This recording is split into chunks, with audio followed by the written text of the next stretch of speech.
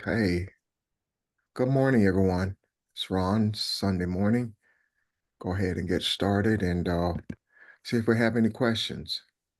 Yesterday was a bit of a somber day. We had I thought, a very powerful lesson, uh, kind of an exhale, if you will, after all that has happened. And so, any questions or comments? Anybody? We want to make sure everybody is safe and feeling comfortable with where we are as a group, as a country, as a nation. Anyone, anybody have anything they want to lead us off with? Excuse me.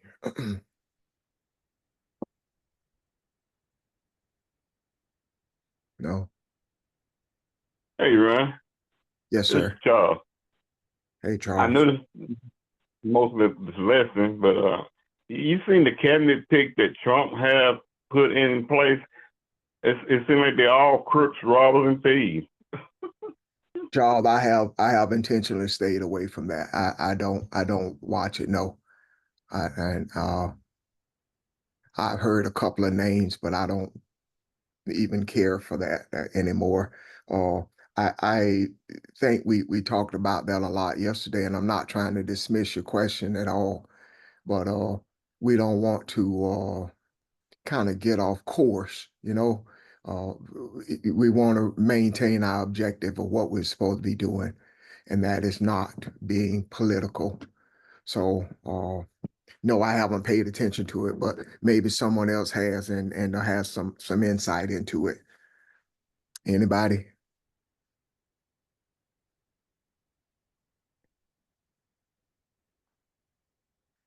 Okay. Yeah, good morning, Ron. This is George GC in Philly. Hey, And George. I just want to just say, I think that, we are in a great place to appreciate, what was discussed yesterday in terms of us coming into that knowing that we are Elohim Yeah. and being able to, saturate ourselves in that thought. And at the same time, our words being one of harmony and balance, and just also just being aware and paying attention into how we're able to continue our journey. And something that was said yesterday, that was mentioned is in terms to know.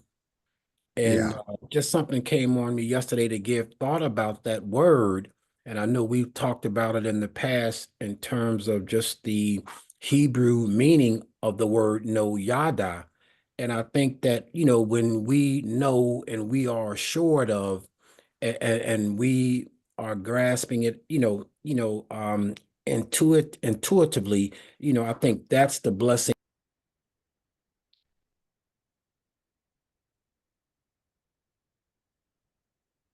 You muted out, George.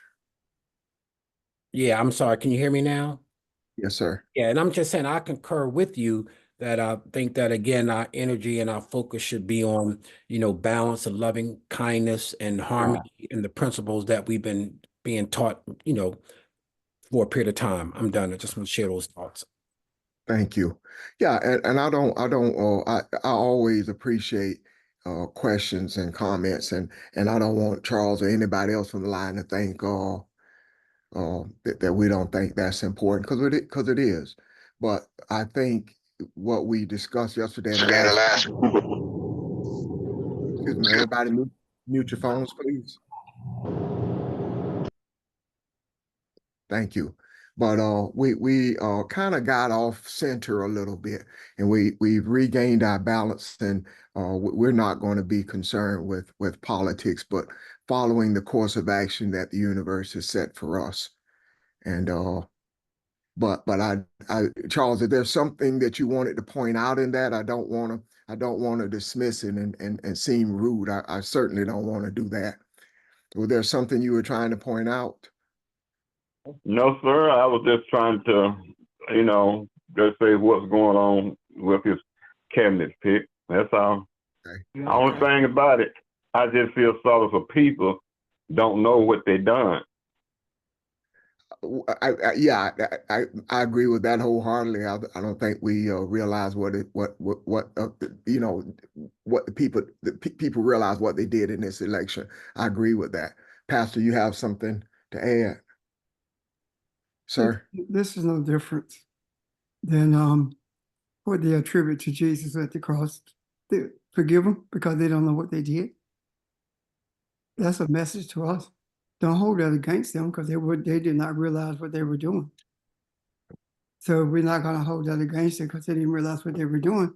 Then what do? We deal with forgiveness and we keep moving. No different than if your child did something wrong, you don't hold it against that child for the rest of their life. Correct. And you don't do the I told you so. You don't play that game either. You just go ahead and deal with it and you keep moving. That's all I want to say. Thank you. I heard that, and I appreciate that. Thank you, man. You're welcome, sir. Thank you for the question, Charles. Anyone else? I got a thought I was gonna introduce today, kind of a little different, and see what you guys think about this. I'm going to read something from Genesis 1, okay, and then something I want to point out here. In the beginning, God created the heavens and the earth, and the earth was formless and void, and darkness was over the surface of the deep, and the Spirit of God was moving over the surface of the waters. Then God said, "Let there be light," and there was light.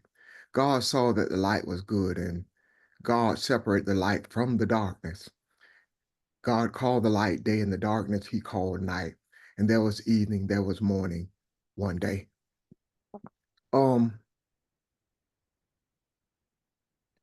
I went back and looked at that again, and we know that verbatim, that is not how creation took place. We've compared that to what we've read when we look at the Kemetic uh, creation story, and this is from the Hebrew version. But I wanted to point something out. What if, and we may have said this before, and maybe a time just to take another look at it. What if this is saying that chaos was a major part of creation in the beginning, and it was up to Elohim to do the separating, or to bring order to things, rather than, instead of separating, bring order to things? What if it's when it says the evening and the morning were the first day? What if that is saying that chaos came first, and the morning is when Elohim brings order to it, brings enlightenment to it? When it talks about beginning of the heaven and the earth was formless and void, what if in the midst of all of this, that this, because when you look at, there's another part of creation from the mystical writings of the Judaism, that talks about the shattering of the vessel. And what it talks about is, in the midst of this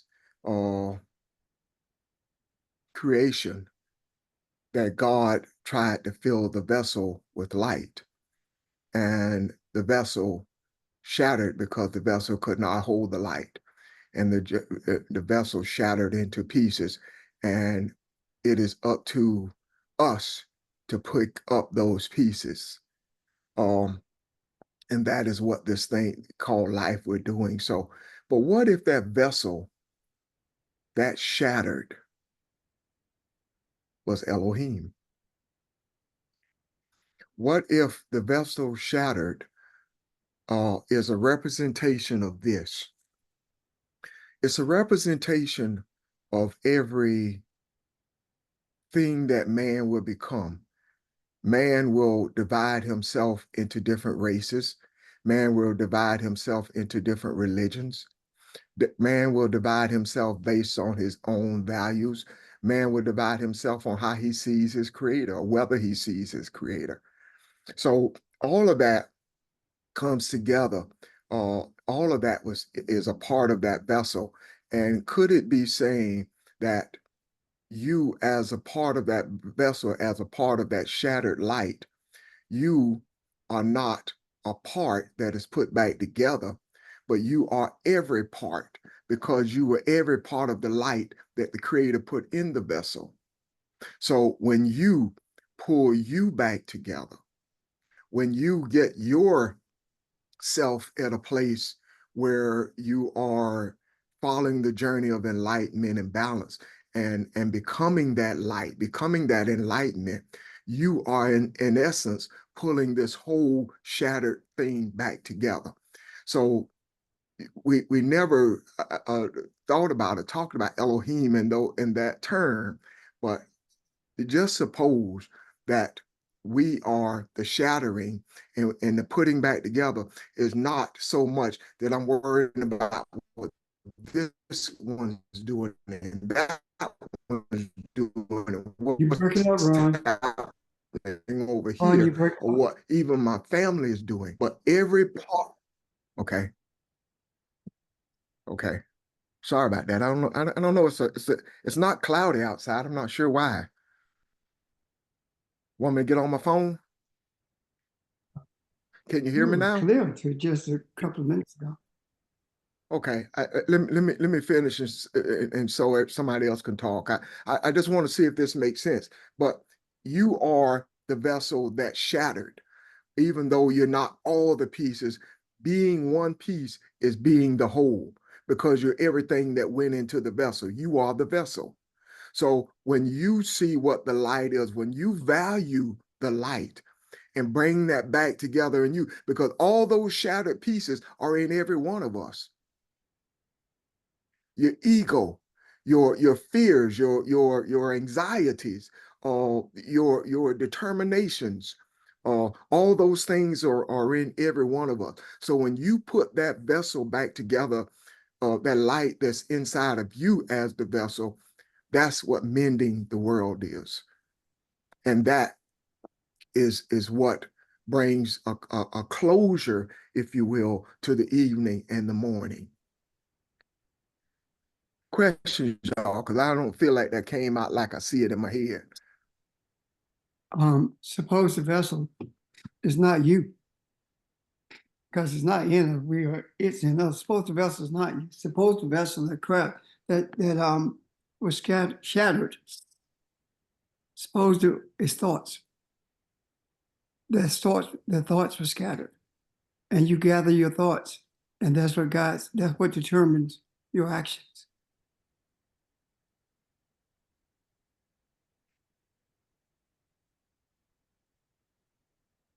I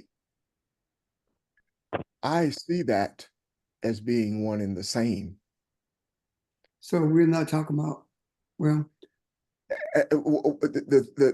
The you that I'm thinking about, that's the light that is shattered. Not it's the energy that we are. And so that shattering contains your thoughts, your feelings, your emotions. Everything is based in what you value in those things. Your thoughts are part of what you value. Your thoughts are part of that ego. well, suppose then, and I'm just throwing this out there to see where we are. Are we on the same page?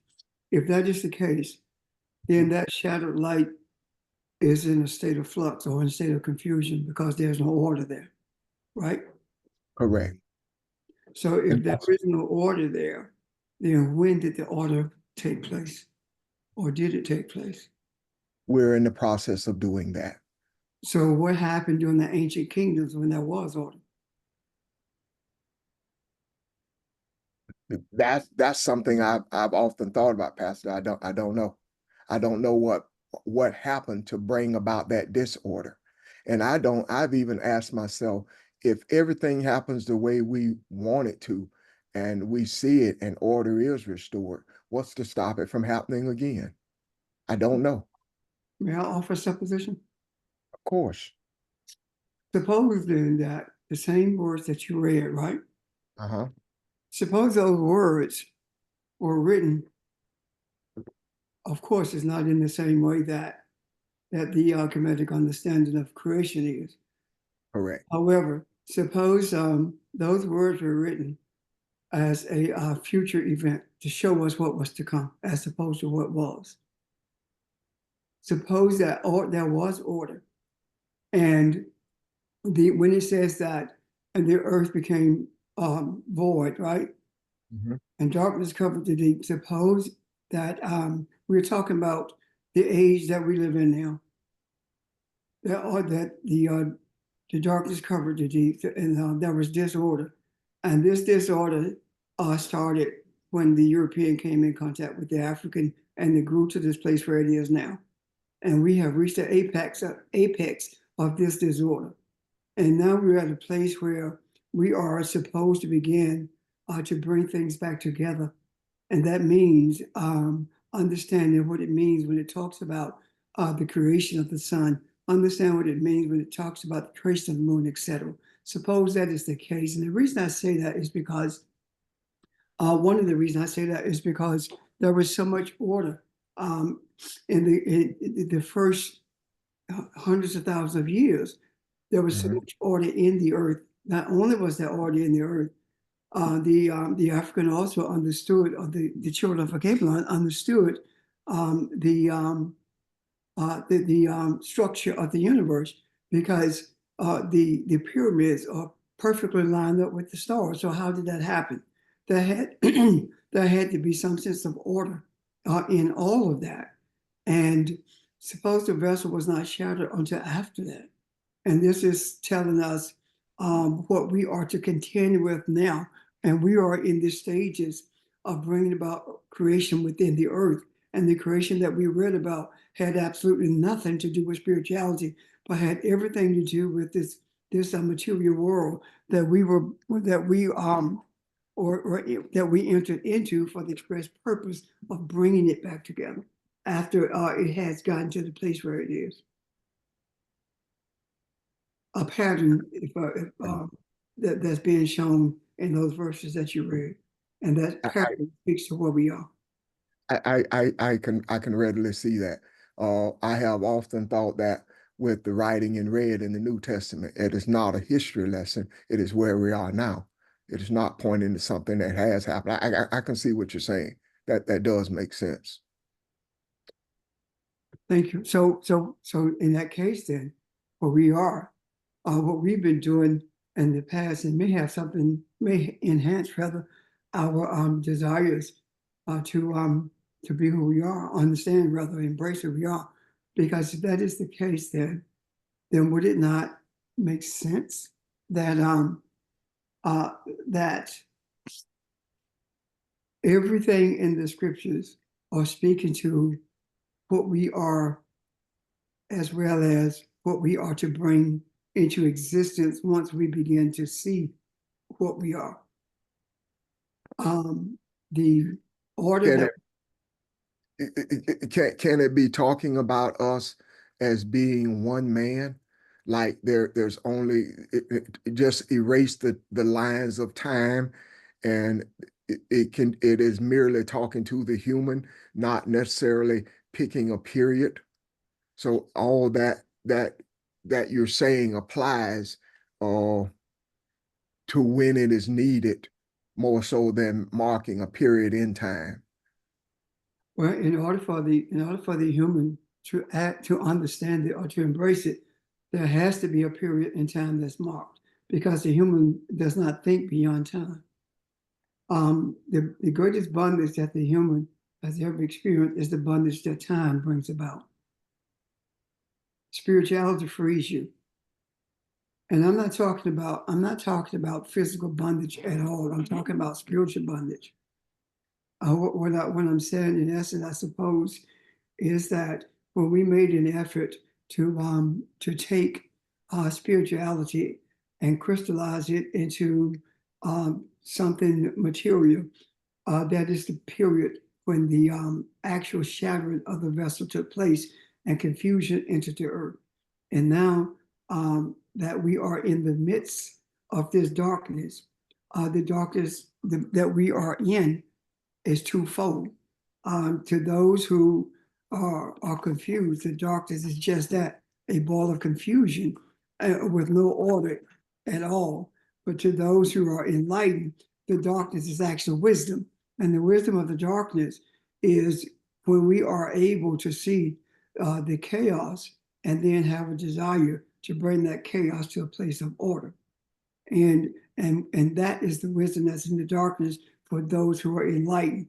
And that is the reason it says that, and the light was taken out of the darkness.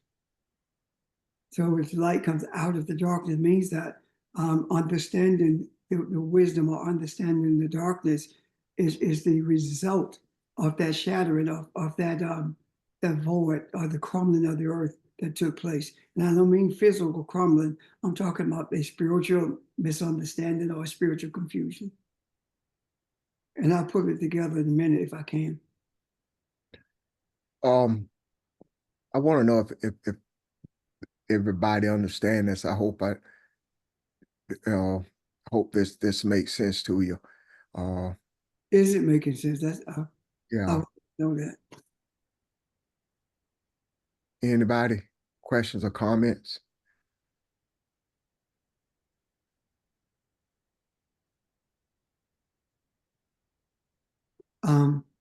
No question or comment. I feel that there is some confusion here and a lack of understanding. Okay, here we are. The Creator has brought everything into existence, and we are now on this plane called Earth, and we are functioning in an orderly manner. And in order for us to realize that we are truly God's, we go through quite a few years, hundreds of thousands of years with this order. And we in this order that we are experiencing is order that we read about in the earth. And then what happens in order for us meaning the inhabitants of the earth, to realize that its divine nature, something has to take place. As long as this divine nature is living in a space of order, there are no issues, no wars, no one is hungry, no one is greedy, no one is killing each other, none of that. So this is the order of the Creator. And that's the order that we experience when we are in the earth. Then, because of the other humans who has come from the seed of the African, these things happen for a reason. And the reason that these things happen is so we could see the deterioration of order. And I don't mean that in a bad way at all. I'm talking about so that we could see that this divine nature was shown so that we would know what we had to work towards. And in order for us to do that, then the world that we live in, this earth consciousness, had to come to a place of disorder. And the disorder in this world consciousness, this earth consciousness, was brought about by a desire for man to control spirituality, and that resulted in religion. So what happens is this once a state of order is now brought to us into a state of confusion. It is up to those who experience this order, those who are divine in nature, to gather the confusion into one place, corral it, and bring it, repurpose it rather, so that it will become orderly in the earth, just as it is orderly in the spiritual world. And that order in the earth that we are seeking to bring about, that peace, that harmony that we're seeking to bring about, we have already seen it. We have already experienced it. And that is in the ancient kingdoms where we experienced it. However, because of the traumatic experiences we've had, all of that has been forgotten or covered up. And now that we are uncovering it, what we are truly uncovering is not so much the chaos or the origin of the chaos as it is uncovering the divine nature or the divine essence that we represent or that we are. And then once we uncover that divine nature and we begin to see that this divine nature that we are uncovering was so in the beginning, and that is the reason the pyramids were able to be lined up with the stars perfectly, and that all these other things came into being were brought into being during the ancient kingdom. And those material things that we see in the ancient kingdom were simply manifestations of the divine nature of the beings who lived in those kingdoms and who guided them. So now that we've seen that pattern, we see now that it is necessary for us to embrace the divinity of our being so that we are able to bring things back to the order to where it was. And that is understanding the unicity between the universe as well as this earth. The pyramids being structured not so someone could say what a beautiful building, a beautiful structure, or how magnificent it is, but the pyramids were structured in order to bond the energy in the earth with the energy of the universe, which means that the balance of both were intact. And now that they are not intact, it is what we are doing now is reordering, not reordering, I'm sorry, that's a bad term, that we are renewing renewing our understandings of our divinity, meaning that we begin to learn how divinely we were created. I say that you're gods, but you don't act like it, that kind of thing. Now that we're beginning to act like it, now that we see what the assignment is not to bring America to a place where it changes. The assignment is to bring the whole earth to a place where its consciousness become one with the Creator as it was during the times of the ancient kingdoms.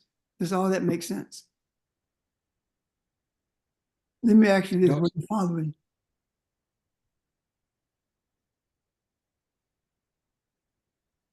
Anybody?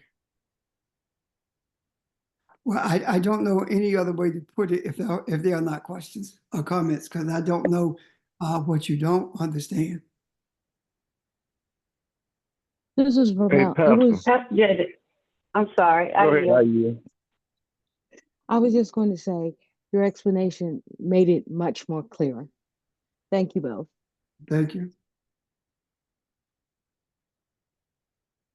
Pastor, Charles? does it have a lot to do with frequency? Us being balanced, us being. Everything has to do with frequency. And that's exactly what I'm talking about. The pyramids kept the frequency level. When I say frequency, rhythm, balance, all those things are the same. That's what I saw. Yeah. When you were talking about that. Okay. Thank you. You're welcome. Thank you. Charles? And I appreciate, I'm sorry, somebody else is going to say something. Go ahead. Only thing I was getting ready to say into this, it took me to the Tower of Babel when everyone was together to try to reach the heavens on their own. Instead of going the right way as God had put it to us. Charles, that's a classic example of religion. The Tower of Babel represents the desire of man to mold spirituality into its own image, as opposed to allowing spirituality to mold it into the image that it was created to be.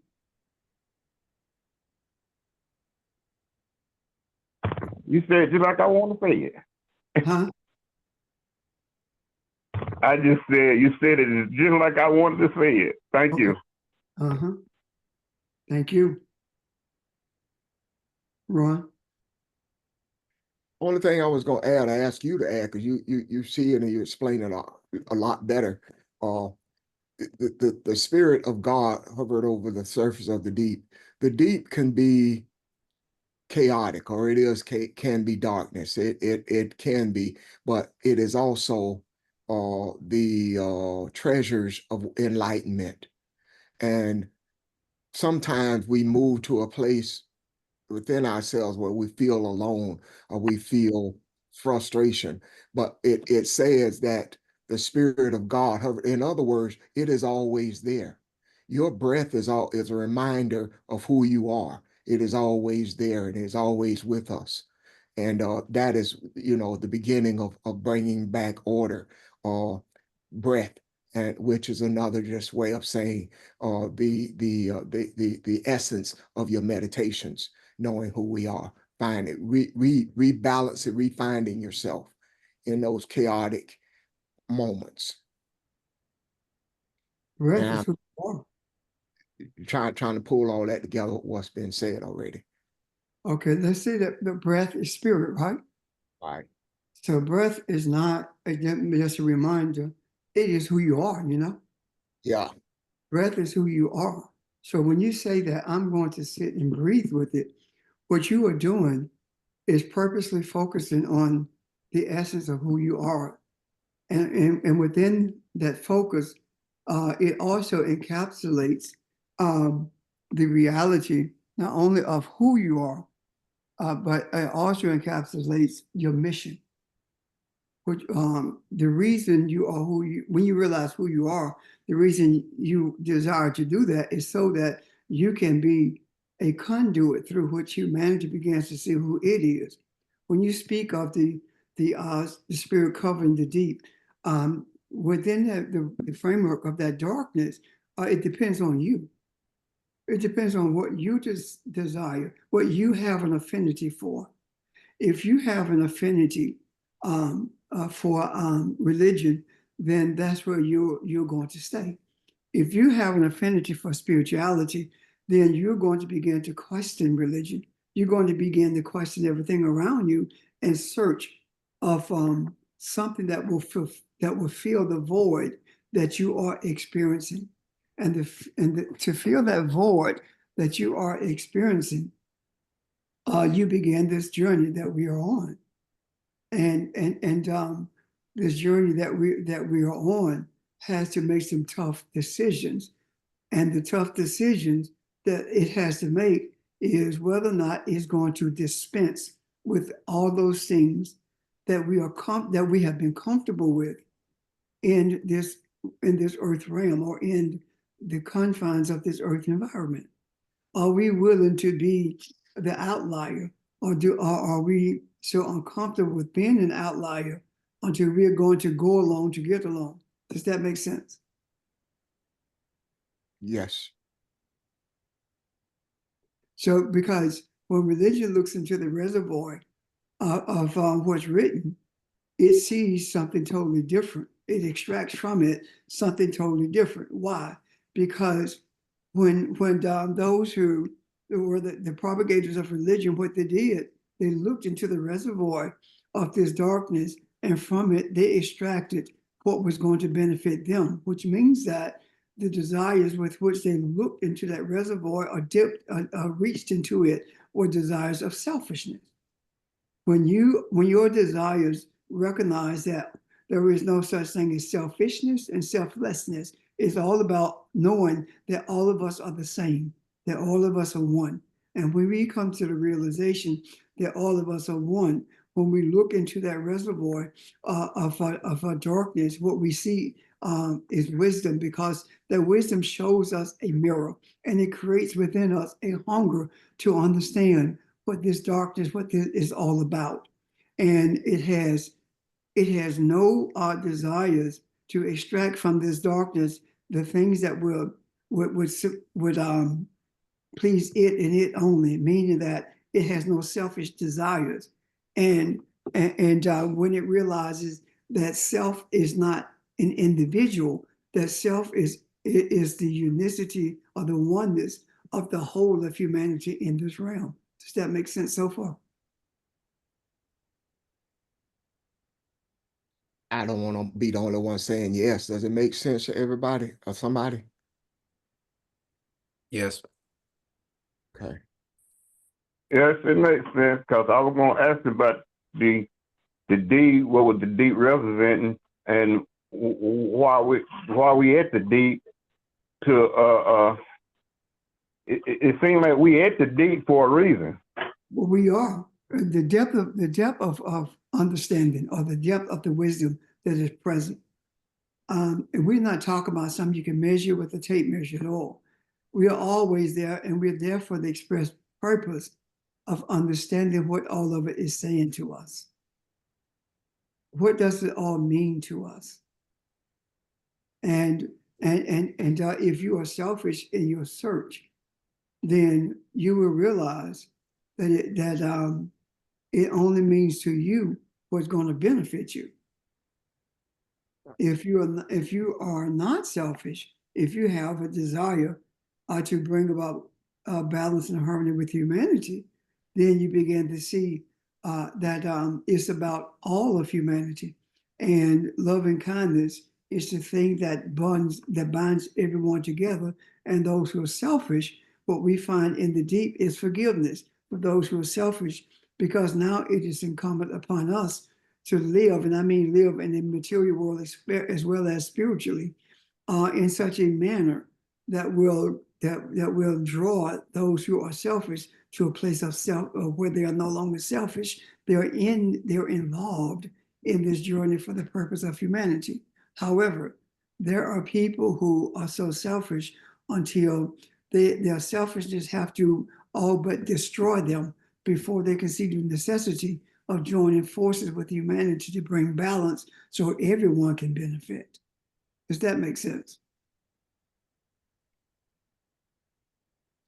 Yes. It makes sense to me. Okay, I have a question though from that. This is I thought I saw something this morning, and I think I did, but you added so much more to it. You've got me thinking a little bit. So the deep doesn't necessarily just contain usable parts of life. For example, inside the deep, you can create religion. Inside, you can pull out confusion. Inside, you could use the contents of it to bring about greed. So when you say, when you look at this and say this is not time stamped, I think every piece of history and everything that has happened on this globe since it was put together is a part of the deep. What we have found about the Cushites and Egypt is part of the deep. So you reach in and you pull out truth and you pull it together. Even the scriptures are part of the deep. All of it is not useful. All of it is not truthful. So you reach in based on your desire to understand and level of understanding, and see what is part of it that can enhance life, I guess, is a way of putting it. Am I right about that, or? Well, Ron, here's my question on top of what you just asked. Okay.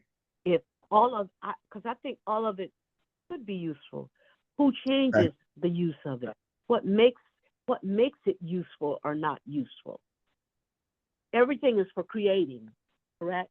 Everything is an opportunity to create. The question is, what is created, and with what mindset is that used to create? Yeah. So you're the one who determined whether it's useful or not. Whether it's useful for mankind. If you're in rhythm with the universe, I think Yeah. it can be extremely useful. Right. I can see that. If you're not in rhythm, it can be perverted, and it could be perverted to my own selfish needs.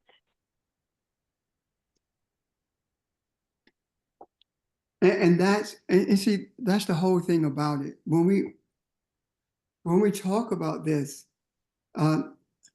we're actually talking about what we labeled as being abstract things and abstract terms. Yet they are not so abstract as we think they are. Let's say that you have this tub, and in this tub, there are all the thoughts. And in the midst of those thoughts, there is uranium. And you reach into that and you pull out uranium. And with that uranium, you decide that I can use this in order to give light to the rest of the world so that we don't have to go through the night in darkness. So I'm going to use this element for that purpose. Or you can look in that and see that same uranium and say, I can take this uranium and use it to make light, and it's going to make me rich. And I can subjugate everyone onto my whims because I am in control of the uranium. We pull out the same thing, but our desires were different. Does that make sense? Yeah. So the determining factor is you, isn't it? And that is the question. That makes sense. That makes a lot of sense.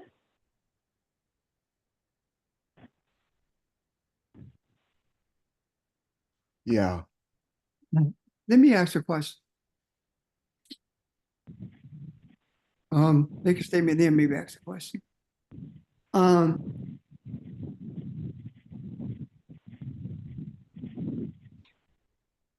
Someone reached into that void or that darkness and saw. Would you mute your phone, please? Someone reached into that void or into that darkness, and they saw spirituality and didn't know what it was, and they pulled it out and made it religion, right? And that religion was subdivided into different belief systems: Christianity, Islam, Hinduism, etc. So all of that, all those isms were brought into existence for the express purpose of controlling those who embraced those different isms. And they were adjusted to fit what was necessary in order for those who were adjusting them to keep control over the people who believed in them. And in doing so, the controllers of it became God to the people who they were controlling. Then there are those who looked at all of those subdivisions and saw that all of them are one and the same, and they are doing exactly the same thing. Something is wrong with this picture. So it decided that it would look deeper. And in looking deeper, it saw that all of these agents of manipulation came from the same place. And now it started a journey to expose each of them so the truth could be seen by and absorbed from the macro by those who are in search of themselves or in search of truth. And this in itself is what grants us the opportunity to bring order back into the earth as it was from the beginning. Does that make sense so far? Yes. Yes. Okay, now I want to ask a question on the tail of that. What is the difference? And I really, really want the teachers to wait before they respond to this. What is the difference between Christianity and Christian nationalism? That's not rhetorical.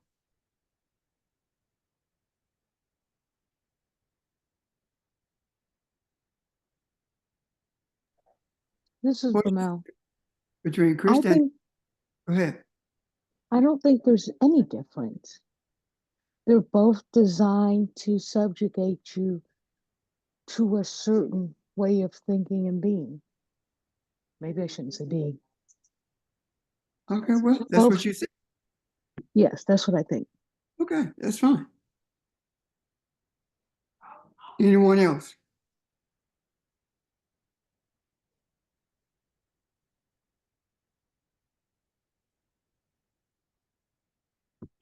Come on, teachers, anybody now. What's the difference between Christianity and Christian nationalism? Yeah, this- Not this- much different.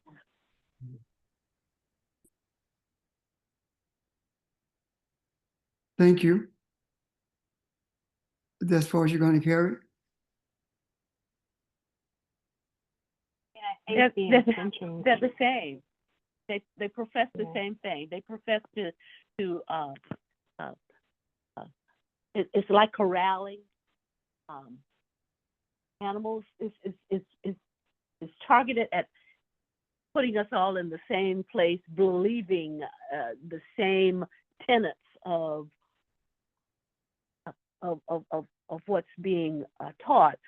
It's like the animals; they eat the same grass in the place where they're corralled, where whatever you're being fed is what you eat, and that's whether it's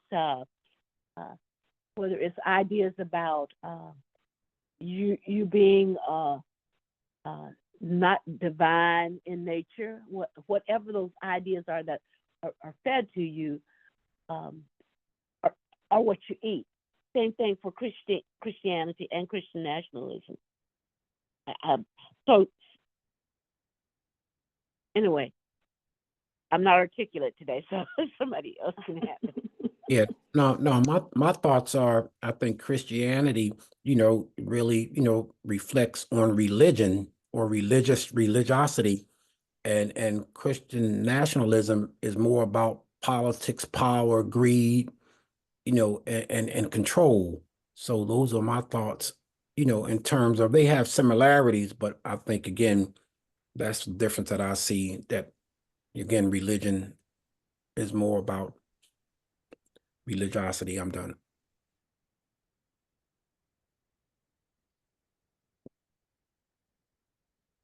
Anyone else? Thank you. Hey, good morning, everyone. One of the things that I quickly observe about how we fall into patterns, in order to con everyone, gotta teach everyone the same thing. If you ask therapists, who's the father of psychology? Sigmund Freud. If you ask people in the medical field, who's the father of medicine? It's hypocrisy. So if you're going to con everyone, gotta teach everyone the same thing. And religion teaches everyone the same thing. One of the things I do agree with what Reverend Richard said about 10 minutes ago, you got to be the biggest participant in what you want. If you want to change humanity, it starts with the individual. By way of my daddy, you ain't going to lose weight but watching your sister exercise. You ain't going to gain weight watching someone else eat. You have to be the biggest participant in what you want. And when you're the biggest participant in what you want, indirectly, you let people know what your standard is without even saying it. If you want someone to invest in your idea, if you got the most in what you're investing in, people will gravitate towards you naturally. Yet, if you have the least amount of what you want to bring forth, people are a little bit hesitant to align themselves with you. If you're going to con everyone, gotta teach everyone the same thing. Thank you, sir. Well, in conclusion, and in teaching everyone the same thing, everyone is in chaos. No one really knows. But thank you. That's all I had to say. Thank you. The difference between Christianity and Christian nationalism. Anyone else want to address that? I guess I just agree with what's been said. I agree with I'm going to offer something. Okay. When you reach into that reservoir and you pull out something, only thing to pull out is what you want for yourself or what you want for humanity. That's it. There is no difference between Christianity and Christian nationalism. Christian nationalism is indeed about greed and all the other isms, control, etc. Christianity is also about that. Because when we were taught Christianity, it was for the express purpose of controlling us so we could enrich the slave owners so that they could enrich themselves through us. So the tenements of Christian nationalism is white supremacy. And the tenets of Christianity is white supremacy. And simply because Black folk believe in Christianity, it doesn't change what is intended to be. What it does is reinforces the manipulation of Christianity over the people. In essence, what I'm saying is that it simply makes the one who perpetuates Christianity the overseer for the slave master. That's all. There's no difference between it whatsoever. There's no difference between Christianity and Islam. It does the same thing. There's no difference between Islam and Judaism. It does the same thing. All of them are all about the manipulation and control of people and for the enrichment of those who perpetuate them. Does that make sense? Questions or comments about that? Or can you see that? Yeah, I can see it. I can see that. Thank you. Thank you. George, Barbara, you two also spoke to that. I can see it. Yes. So what I'm saying in essence is this.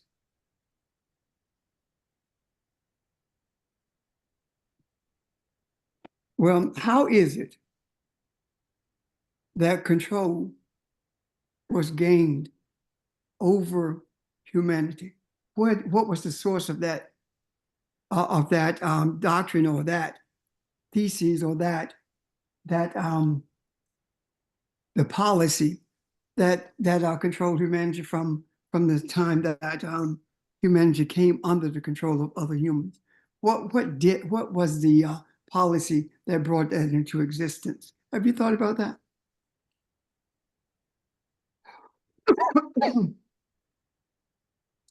Yes, I thought about it. I mean, if we, I'm sorry, go ahead. Excuse me, I was coughing.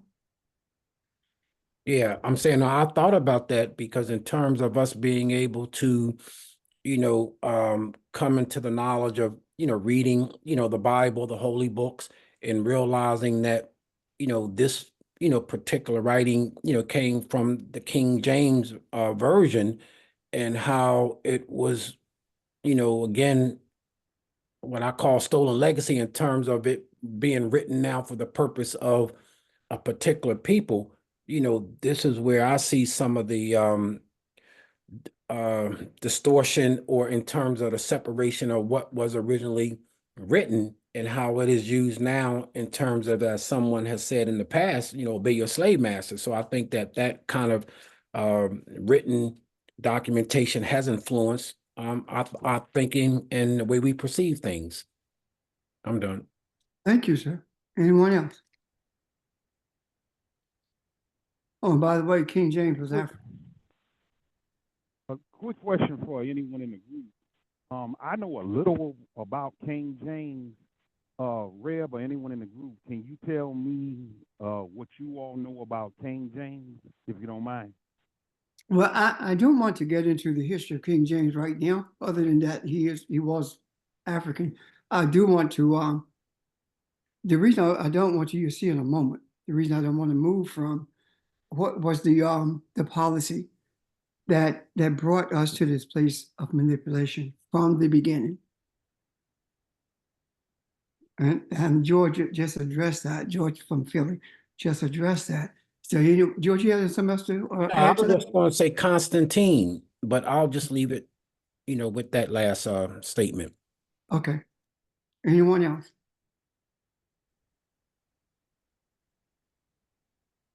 The, Just a quick question.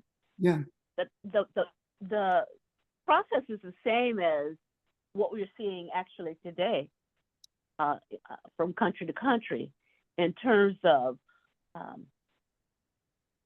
a group of people, a nation of people, or many people in that nation following certain aspects of what's being put out there politically. And the same thing, it's almost like it's a mind control in a sense. You start believing something, and you believe the truth. You believe it to be the truth, even if it's a lie, and you acquiesce to it. You don't challenge it. You go along to get along. Those are the same kinds of things that happen even now, that divide families, that divide husbands and wives and children. So the same basic process occurs even now. thank you. Anyone else? I have a question. So religion was all about control. Let me address that in a few minutes, Ellen. Okay. Okay, thank you. Anyone else?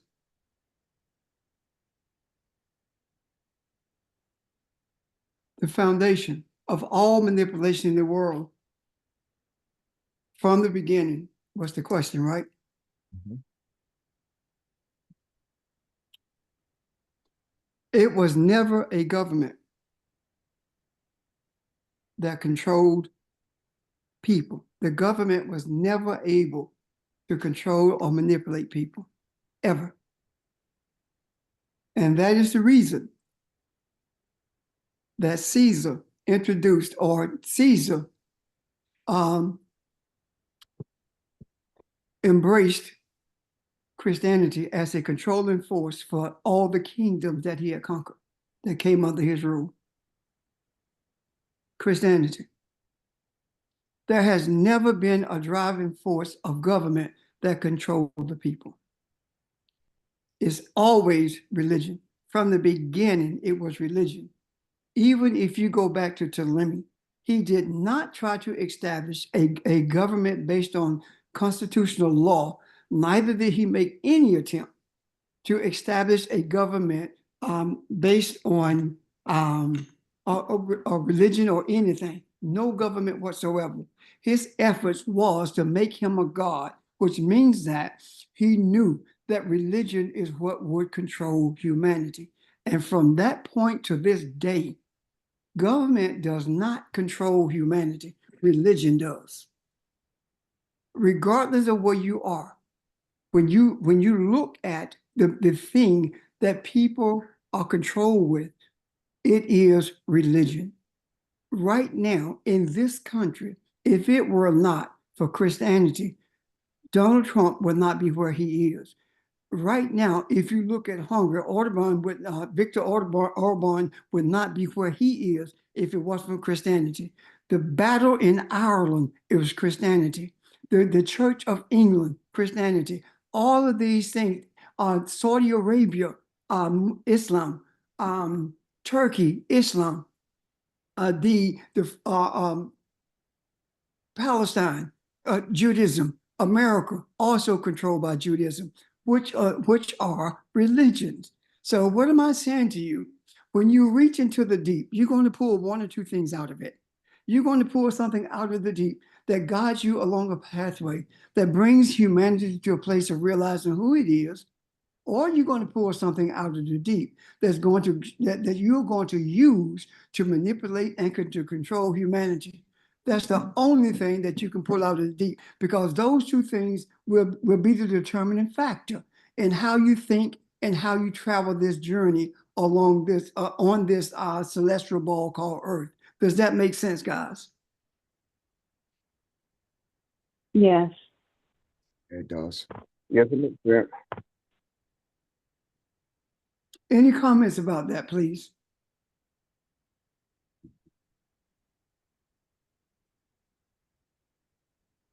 So the bottom line is this. Right. Go ahead. I was going to say, I guess looking at the reason why that is, isn't it a double-edged sword that it's because we have this built-in connection that we're, connected, and so whether you're aware of it or unaware of it, you're trying to reach that connection. Is that's where religion comes in, where it taps into that and it kind of misguides people. So there's an innate ability already instilled in us to search for that, and so that's why it's so easy for a religion to gain control, because there is something within all of us seeking to get back to a certain point or get to a certain point. I agree with you, SG. That's it exactly. Even with the control by religion, the reason that people have such an affinity for it is because there is something in it that they relate to, and they're in a search. There's something in everyone that causes them to search for something more than what they can see with their eyes. And if you offer them Christianity and you make it and you produce it rather, or you present it to them rather, as something that is desirable and something that's going to benefit them in the long run, and you cannot see it with your eyes, there is something in you that draws you to something that is unseen with your eyes. There is a fragment, there is a residual of some type of spiritual essence that guides you or draws you to a place where you think you are embracing spirituality as it is supposed to be. And when you can't keep people doing that, when you can't guide them to that, what do? You find out what they are sensitive to. If they love rituals, if they love holidays, if they love entertainment, then you introduce these rituals, these entertainment into these different principles, and you bring even more people in. However, when you begin to present the truth to people, they are so indoctrinated with these rituals. They're so caught up in them, and they're seeing so much with their eyes until they are blind. Their eye is blind to what's happening to them. Nonetheless, they continue to search for something more.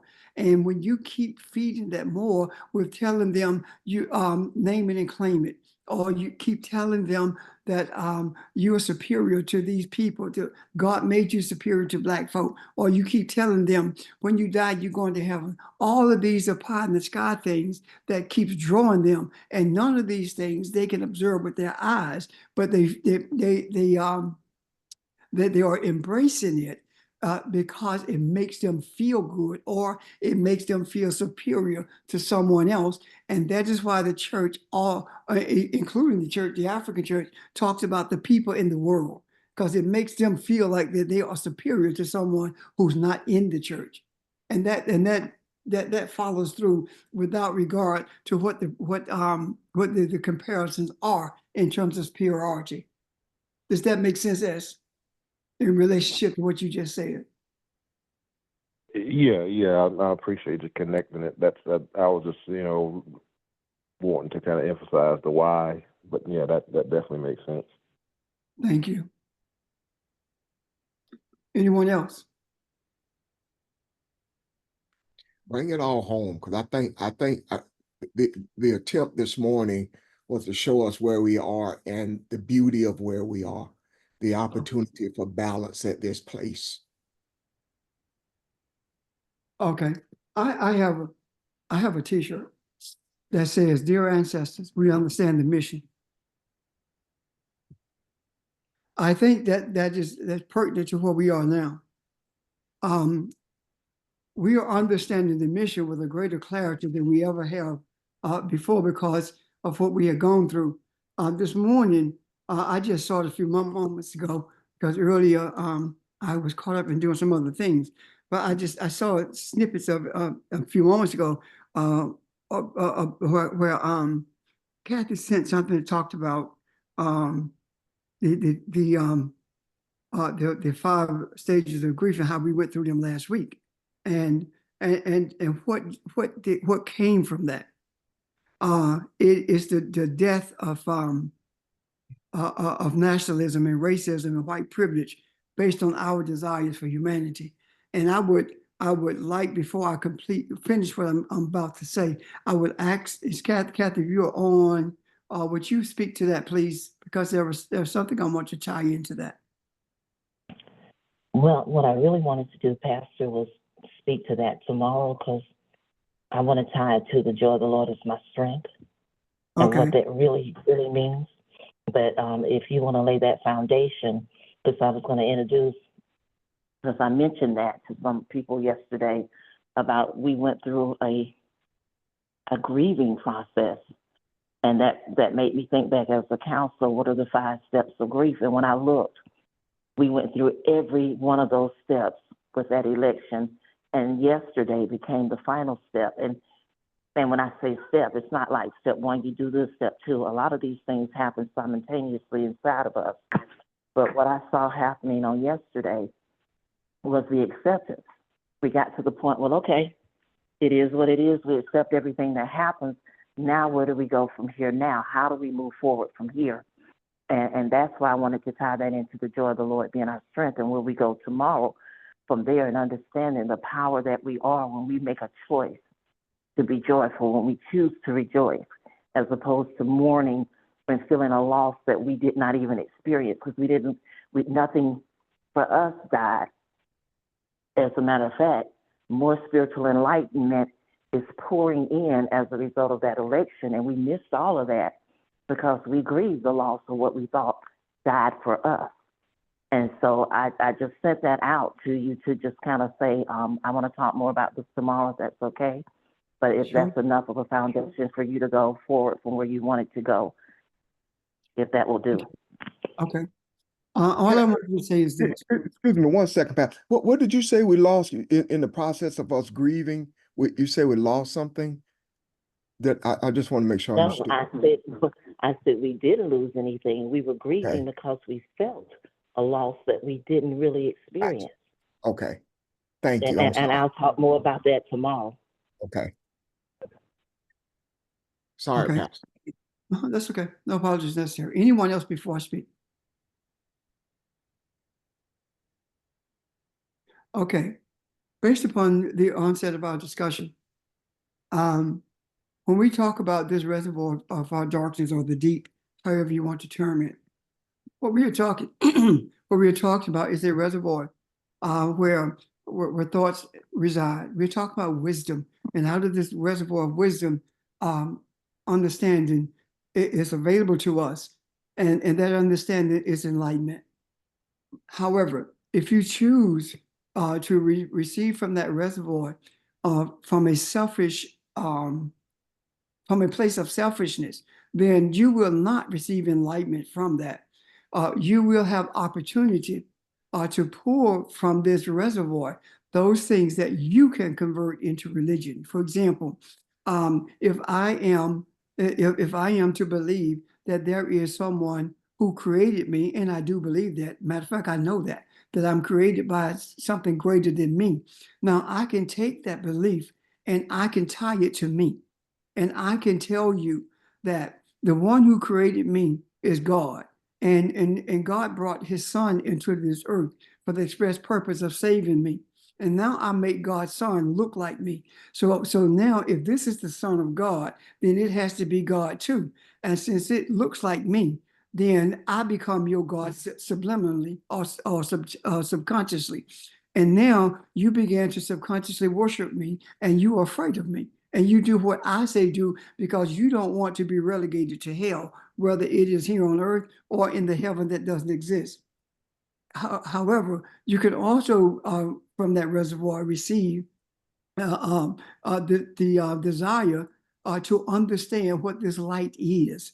And when you begin to understand what this light is, that's when you begin to see that you are that light that was received from this reservoir of wisdom. And rather than manipulate people, your desire is to bring people to this same place of awareness. And in bringing them to that same place of awareness, you help them to understand that they're going to have pitfalls. They're going to have to purge themselves of things that they thought were true that were not. They're going to have to admit to themselves that they have been duped. They're going to have to step away from all of those things that are popular, that holds humanity in bondage. And they're going to have to walk away from people who they thought were their friends. Now, I don't mean walk away in an angry tone. I'm talking about walk away in terms of their beliefs. And what happens as a result of that is you travel a journey of seeking the light that you have experienced at the beginning of your search when you began to question everything that is. And if you are timid about questioning those things, then you are more apt to hold on to those things that keep you in bondage. Those things that make you, that push you enslaved, makes you enslaved to it. Now, the it of which I speak is mainly Christianity. Keep in mind that Christianity, Judaism, Islam, none of those came from the Bible. They came from the minds of men. And all of them, especially Christianity, you can trace a root to all of them in reality. But the main one that I'm talking about is Christianity, because that's the one we are more familiar with. And Caesar, not the church. Caesar brought the church into existence. Caesar brought Catholicism into existence. Catholic simply means universal. So what Caesar did brought into a universal religion for the express purpose of controlling all the people in his kingdom. And out of that grew Islam, which is for the express purpose of controlling Eurasians that we call Arabs. Out of that came also this Judaism, which was in Eastern Europe, and a group of people who were called Jews. And the reason they were called Jews is because they were thieves. And if you look at the etymology of the word Jew, you will see the same meaning for Jew as you do for gypsy, and they attached the same meaning to it. And now out of it came something called Judaism. And those who were following the edicts of Caesar, the Catholic Church, the Christians, took those Jews from Germany and put them in the midst of the Arab, of the Eurasians, in the midst of Islam, in a place that's called Palestine. And now what do we have? We have a chaotic system that is being controlled by the levers of Christianity. Those who control Christianity control Islam, they control Judaism, they control the world because they are the ones who have usurped all of the authority from humanity by virtue of putting them in a place to be murdered or to conform to what they call the norms, to what they have determined to be the norms, as opposed to people being able to make a choice about who they are, as opposed to making efforts so people can see the divinity with which they were brought into existence, and the divinity that is still prevalent and present if we desire to live according to it, and if we desire to put it in the macro, so these people can be free from the bondage of these religious shackles that are being manipulated by the same people for the express purpose of enriching them and controlling the world. So the bottom line is this: the same people who control Christianity, control Judaism, control Islam, controls all the religions of the earth. And the only reason they control them is because people are susceptible to that control, because they have been convinced that these are spiritual isms that will get them to a place where they will be one with, or they will be with, their creator. That's the bottom line. Questions or comments? Ron, is that what you were looking for, asking for, rather? Yeah, and yeah, exactly. Give the opportunity that we have in all of this, where we are, the people on this phone and the responsibility that that brings. The people on this, we have an opportunity, excuse me, in recognizing where we are. Excuse me 1 second, please. We have the opportunity to move beyond these levers of manipulation. We have the opportunity to embrace the reality of our divinity. And embracing the reality of our divinity, we have the opportunity to be in this earth who we were created to be. And that is divine entities who were brought into this earth for the express purpose of introducing others to their divinity, helping them to see that they are divine as well, and to help those who are in bondage to these religious entities to free themselves from these shackles. Right now, we have a golden opportunity to do that. And the reason we have such a golden opportunity is because Islam, Judaism, and Christianity have joined together in their manipulation and domination of the earth. And in joining together to do that, they have begun a quest to conquer the entire world. And because we have gone through these stages of grief, of pain, of disappointment, because we have gone through those stages, we are more clear-eyed now as to the direction that we're traveling in and what is laid before us. We are more understanding now of the principles that we are to follow that will bring humanity to a place of order. And following those principles, we are being shown all of those who have pretended to be desirous of order. We have seen them seek to maintain the disorder of things. So where are we? We are at the same place we have been since we desired to travel this journey. We are on a journey of truth to bring balance to humanity. That's where we are. We are in that same space that we have always been in. However, the things that we are confronted with are different because we were not ready to confront them until now. And our confrontation with them will determine whether they defeat us or whether we overcome them. Run. Thank you. Thoughts or questions? Anybody? Mr. Ron, I would like to provide a comment. Yes, ma'am. I've noticed that in my experience, when I engage with somebody and if the conversation of Christianity comes up, if I disagree with them, and let's say they're a Caucasian male, the first thing they like to ask is, are you a Christian? And the next thing that comes out their mouth is something that they would like to say to basically approve or endorse what they're saying as a way to shut me down and control. If the conversation that I have regarding Christianity is with Black people and they disagree with what I'm saying, the next thing they love to say is you're going to hell, as though they have the deeds to that and they know and they own it. So I just wanted to add that in. Yeah, you're right. You do hear, if you don't think the way I think, you're doomed to go to hell. And you're right. And it takes some courage to stand up to that, especially if there are other people around. But we know who we are. And thank you for sharing that. Anybody else want to speak to what Myra just said? Don't engage it.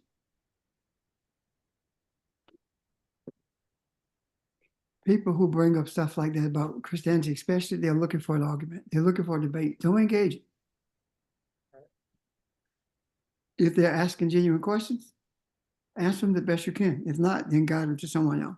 But don't enter a debate about it. Because this is not a debate. This is a place where we seek to understand who we are and the journey that we're on.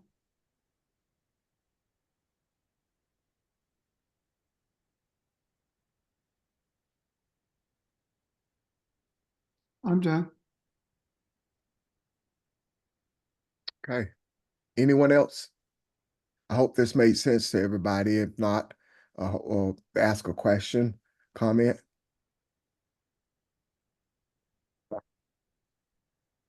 Okay. Thank you. Appreciate your energy. Appreciate everything that has been said. And all your question, everything kind of brought some clarity to what I thought I saw there. And I appreciate that. We're in a good place. That's the bottom line. What we're doing is a beautiful thing. And this journey is always at the beginning. We're beginning again. So I love this. I love who I'm going through this journey with. And I appreciate you guys. I hope you have a great day. And I look forward to tomorrow. Thank you. Proceed now. Bye-bye. evening. Thank you, everyone. Have a good week.